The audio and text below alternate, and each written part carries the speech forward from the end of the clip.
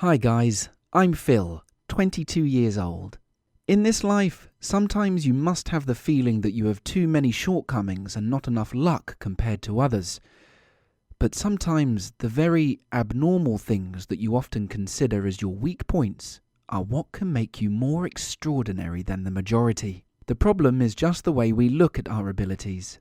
To talk about an unlucky person with a weird appearance, I am confident I have a story worth listening to. I was born with an inherited condition called Ehlers-Danlos hypermobile syndrome. To put it more simply, people affected by this condition often have extremely mobile and dislocated joints and get bruises easily. From the time I was born until I was 4 years old, I had so many bruises on me simply because someone tapped me on the back when greeting, or I accidentally bumped my body into household furniture. My mother said that when I was a child I cried a lot because I also suffered from severe muscle and bone pain. I behaved and walked slowly and cautiously like an old man while I was only a 3 to 4 year old boy. I was a child who was unhappy and not loved by anyone because of my closed personality due to my fear of physical pain. In general, I hated the illness I have to endure due to that damned genetic condition. Everything changed a little bit when I was 5 years old. At that time, I was locking myself in my room, as usual, to avoid causing myself more bumps. After watching an acrobatic show on TV, my 5-year-old boy's heart suddenly became interested and I wanted to imitate them. So I very carefully practiced jumping out of the top floor of the bunk bed in the room and trying to land to the ground with my arms and legs as softly as possible. Well, you can probably guess how many bruises I had on me after that. But it was unclear what motivated me to practice hard and not to give up. After 3 days, I was completely confident with my landing and called my parents to show off. I completed the landing in the surprise of my family because they all knew how much I was afraid of the pain. Seeing their eyes widening in surprise, I began my adventure as a rebel.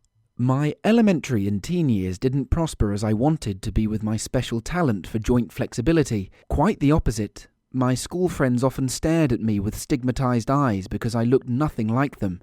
Yes, I was 1.73 meters tall with my arms and legs danglingly long. I was a victim of bullying throughout my high school years. The bully at school knew I was sensitive to touch and so intentionally bumped into me on campus. They apologized immediately, but with a nasty smile making me angry. They called me all sorts of teasing names like feminine, boneless, the bruise boy. It was not until later when I chose a nickname for myself that those weird names were forgotten. Things got worse when I was 15. I don't remember why I decided to attend the year-end talent show at school with my ability to jump from above and show off my flexibility. Perhaps that was because I wanted to impress Stacy, a very cute girlfriend in school. My performance was very successful. At least I thought so. In addition to some flexible bends and joints breaking, I thought of myself. I also performed the classic jump from above, landing on the ground with my hands and feet at the end. I also especially had a swing in the air before landing. But different from my expectations, no one in the audience clapped when my performance ended. I waited in a gasp after finishing the performance, but only receive a round of laughter from the boys in the room, especially from the bullies. They threw rotten eggs and vegetables at me. They called me all kinds of insolent names to smear me in front of that crowd. Can you imagine how embarrassed and devastated I was? It was that event that changed me. Coming out of that auditorium, I was covered in rotten eggs and vegetables, and I had set my sights on revenge. The next afternoon, I texted the bullies who made fun of me after school saying, "See you all at midnight in the school gym. If you don't show up, then you're all cowards and the whole school will know about it." And of course, they came. But I had prepared for them a surprise that they could never forget in their lives. When the bullies got there, the gym was dark with only a few dim red lights flickered and a thin smoke from the smoke generator I had prepared. While they were bewilderingly trying to find a way to turn on the light, at the same time with my screaming my name for insults, from behind the gym mats I was ready. With my unbelievably flexible ability, I made myself a bizarre black outfit, making me look like a mule's-haired spider goblin with hundreds of glowing red eyes. In the creepy background music with plaintive screams, I flexed and bent backward and crawled on all fours like that to the 6 boys. They were horrified and ran away in a panic because the effect was so real. They probably couldn't even imagine it was me because they never admired my ability to flex my body to know that I could do that utopia. Now that I think back on the breathless running of those 6 boys, I still could not help laughing. Since that time, these thugs no longer bullied me. They left me alone, only occasionally making jokes about me here and there with words. But each time I just needed to give them the spider goblin's gesture. They were silenced and walked away quickly.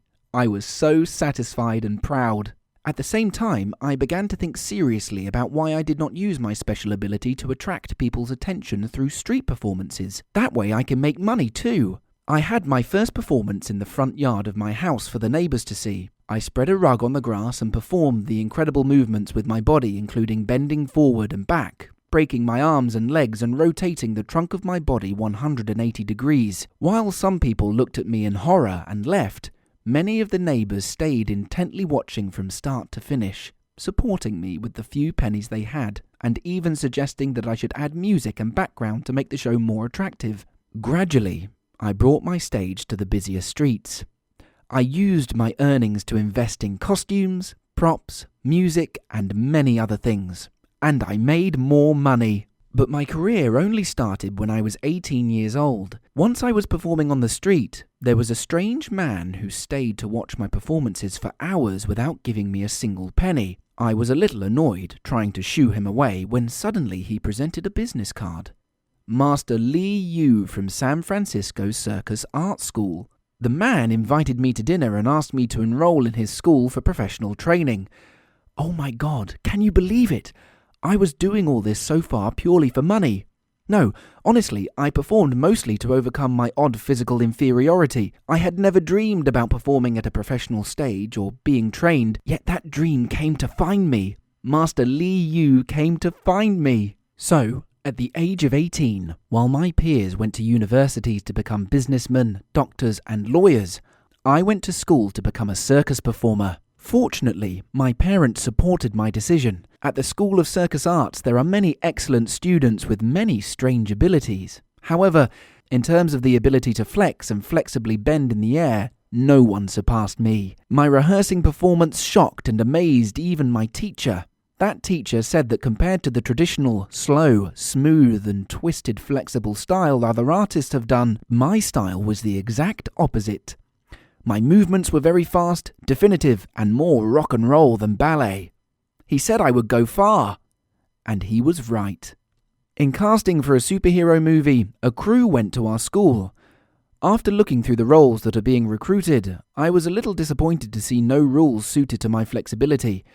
But I needed money and wanted to prove myself, so I still went to that casting. I was so eager to be in that movie that I spent the night practicing a new trick that I had never tried before to impress the judging committee. The next morning, when it came to my performance, both the evaluation committee and the audience were so surprised that they stood up and applauded. On stage, I impressed everyone by stuffing my whole body of a 1.73 meter tall man in a 35 by 50 centimeter box, twisting both arms and legs to bend the body 180 degrees. Because of my miraculous ability, the crew had to have an urgent meeting immediately after the casting. A few days later, I burst into joy when seeing my name first in the list of chosen actors. They rewrote the film content to solemnly give me a superhero role with extraordinary flexibility under the name Marshmallow Man. Oh my God, what could be more exciting? I have perfected my role as Marshmallow Man with all my passion and heart. At first, I thought of the feeling of people who used to mock my body when watching me on the big screen, but that distracted me, and my acting wasn't good. My performance only became natural and great when I concentrated on acting for myself. I played the role of Marshmallow Man, who also had a childhood of being teased by his friends for his bizarre ability, until he was trained to be a superhero. It was not exaggerated to say that in real life I am the embodiment of the superhero Marshmallow Man, and that made me proud. That superhero movie was quite successful when it was shown in theatres.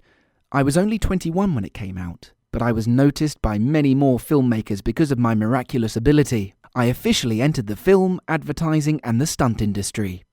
Filmmakers especially like me because of my incredible flexibility, which can make the toughest poses that were previously possible with CGI technology only. I made more money than I ever imagined thanks to my role in that first movie, but I know my goals. I do all of this not merely for money.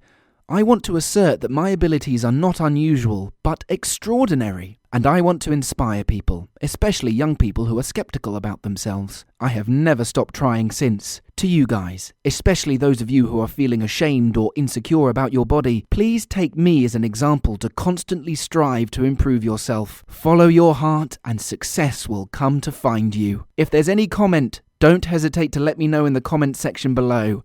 Have a good day, guys.